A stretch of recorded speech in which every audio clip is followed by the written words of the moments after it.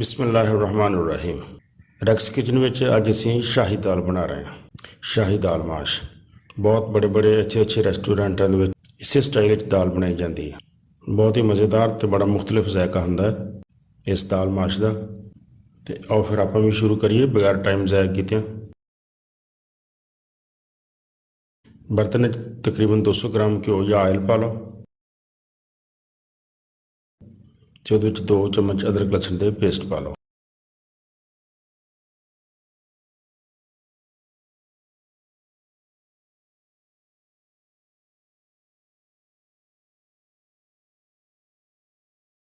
ਥੋੜ੍ਹਾ ਜਿਹਾ ਪਕਾਉਣ ਤੋਂ ਬਾਅਦ 2 ਪਿਆਜ਼ ਬਾਰੀਕ ਕੱਟ ਕੇ ਪਾ ਲਓ।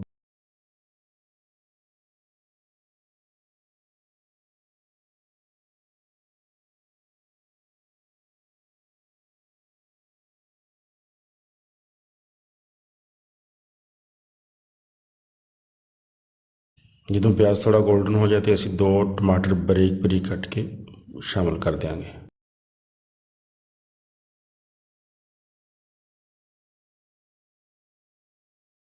ਜਦੋਂ ਟਮਾਟਰ ਥੋੜ੍ਹਾ ਜਿਹਾ ਗਲ ਜਾਣ ਤਾਂ ਫਿਰ ਅਸੀਂ ਇਹਦੇ 'ਚ ਕੁਝ ਮਸਾਲੇ ਸ਼ਾਮਿਲ ਕਰ ਦਿੰਦੇ ਹਾਂ।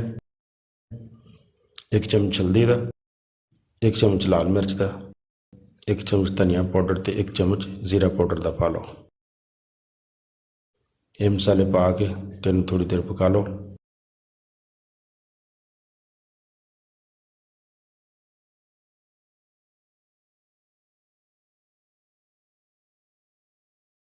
ਥੋੜ੍ਹਾ ਜਿਹਾ ਵਿੱਚ ਪਾਣੀ ਵੀ ਸ਼ਾਮਿਲ ਕਰ ਲਓ ਤਾਂ ਕਿ ਮਿਰਚ ਮਸਾਲੇ ਸੜ ਨਾ ਜਾਣ।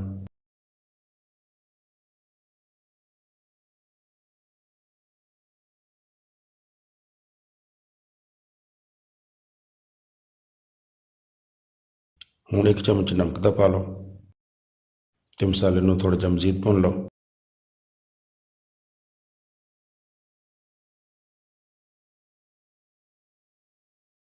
ਹੁਣ ਸਾਡਾ ਮਸਾਲਾ ਭੁੱਜ ਗਿਆ ਅਤੇ ਹੁਣ ਅਸੀਂ ਇਹਦੇ 'ਚ ਬੋਨਲੈਸ ਚਿਕਨ ਸ਼ਾਮਿਲ ਕਰਨਾ ਹੈ। ਤਕਰੀਬਨ 1 ਪਾਈਆ ਬੋਨਲੈਸ ਚਿਕਨ ਪਾ ਲਓ ਅਤੇ ਉਹਨੂੰ ਥੋੜ੍ਹਾ ਜਿਹਾ ਦਰਮਿਆਨੀ ਅੱਗ 'ਤੇ ਇਸ ਤਰ੍ਹਾਂ ਭੁੰਨ ਲਓ।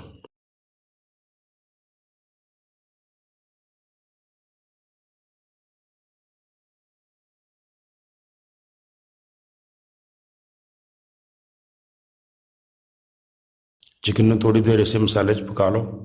ਥੋੜ੍ਹਾ ਜਿਹਾ ਪਾਣੀ ਸ਼ਾਮਿਲ ਕਰ ਦਿਓ ਤਾਂ ਕਿ ਸਾਡਾ ਚਿਕਨ ਜ਼ਰਾ ਆਸਾਨੀ ਨਾਲ ਗਲ ਜਾਏ।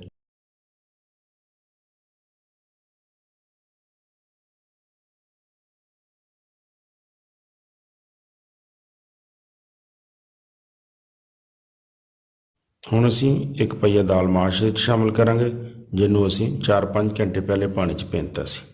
ਦਾਲ ਸ਼ਾਮਿਲ ਕਰਕੇ ਅਤੇ ਮਸਾਲੇ ਵਿੱਚ ਦਾਲ ਨੂੰ 4-5 ਮਿੰਟ ਦਾਲ ਨੂੰ ਇਸੇ ਤਰ੍ਹਾਂ ਹੀ ਇਸੇ ਮਸਾਲੇ 'ਚ ਤੁਸੀਂ ਭੁੰਨ ਲੈਣਾ ਹੈ।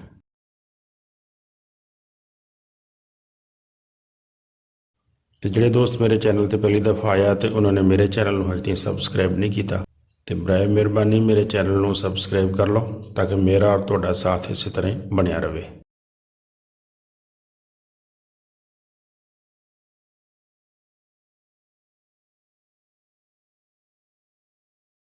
ਹੁਣ ਤੁਸੀਂ 2-3 ਹਰੀਆਂ ਮਿਰਚਾਂ ਕੱਟ ਕੇ ਪਾ ਲਓ।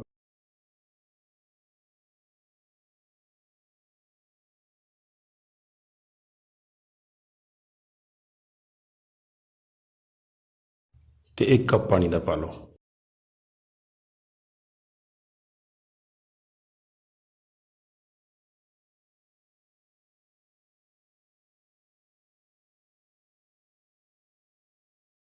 ਹੁਣ ਅਸੀਂ ਤਕਰੀਬਨ 2 ਕੱਪ ਦੁੱਧ ਸ਼ਾਮਿਲ ਕਰਨੇ ਆ। ਦੁੱਧ ਪਾ ਕੇ ਇਹਨੂੰ ਹਿਲਾ ਲਓ ਅਤੇ ਹਿਲਾ ਕੇ ਢੱਕਣ ਦੇ ਕੇ ਅਤੇ ਤਕਰੀਬਨ 15 ਮਿੰਟ ਅਸੀਂ ਇਹਨੂੰ ਇਸ ਤਰ੍ਹਾਂ ਦਰਮਿਆਨੀ ਅੱਗ 'ਤੇ ਪੱਕਣ ਦੇਣਾ ਤਾਂ ਕਿ ਦਾਲ ਸਾਡੀ ਅੱਛੀ ਤਰ੍ਹਾਂ ਗਲ ਜਾਏ ਅਤੇ ਯਕਜਾਨ ਹੋ ਜਾਏ। ਤਕਰੀਬਨ 15 ਮਿੰਟ ਹੋ ਗਿਆ ਅਤੇ ਹੁਣ ਅਸੀਂ ਚੈੱਕ ਕਰਦੇ ਹਾਂ ਕਿ ਸਾਡੀ ਦਾਲ ਦੀ ਕੀ ਪੋਜੀਸ਼ਨ ਹੈ। ਮਾਸ਼ਾਅੱਲਾ ਦਾਲ ਸਾਡੀ ਬਿਲਕੁਲ ਗਲ ਗਈ। ਹੁਣ ਥੋੜ੍ਹਾ ਜਿਹਾ ਹਰਾ ਧਨੀਆ ਪਾ ਲੈਂਦੇ ਹਾਂ ਅਤੇ ਸ਼ਾਹੀ ਦਾਲ ਮਾਸ਼ ਸਾਡੀ ਤਿਆਰ ਹੋ ਗਈ।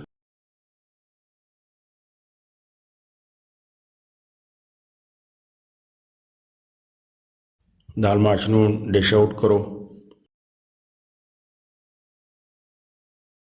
ਅਤੇ ਥੋੜ੍ਹਾ ਜਿਹਾ ਉੱਤੇ ਹਰਾ ਧਨੀਆ ਅਤੇ ਲੰਬਾ ਕੱਟਿਆ ਹੋਇਆ ਅਦਰਕ ਪਾ ਲਓ ਅਤੇ ਗਰਮ ਸਰਵ ਕਰੋ।